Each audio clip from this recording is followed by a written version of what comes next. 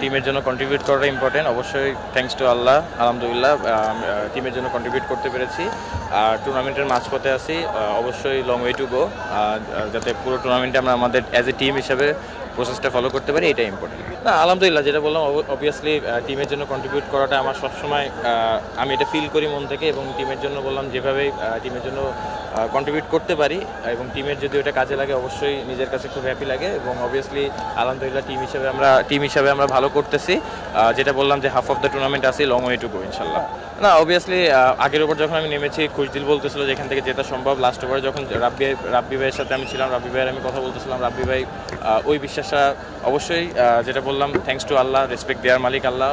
রাব্বি ভাই বলেছে যে হয়তো আমরা কমিউনিকেট করতেছিলাম যে এখান থেকে হয়তো যেটা সম্ভব, তো আলহামদুলিল্লাহ সব কিছুর জন্য।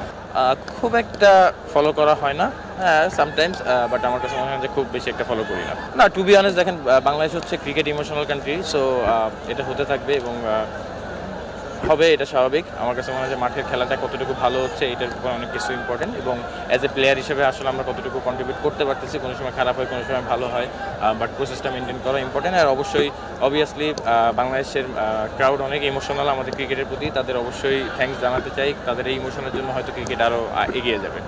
না অবভিয়াসলি দেখেন বরিশালের একটা অনেক বড় ফ্যান বেজ আছে এবং রংপুরেরও একটা ভালো ফ্যান বেজ আছে, তো আমার কাছে মনে হয় যে ক্রিকেটটা আসলে তারা কতটুকু উপভোগ করতেছে এবং আমরা তাদের কতটুকু উপভোগ দিতে পারতেছি অ্যাজ এ প্লেয়ার হিসেবে। বরিশাল প্লেয়ার বা রংপুর প্লেয়ার আমরা সবাই এক, বাট মাঠের ভিতরে আমরা কতটুকু তাদের এন্টারটেইন করতে পারতেছি, এটা ইম্পর্টেন্ট। Thank you.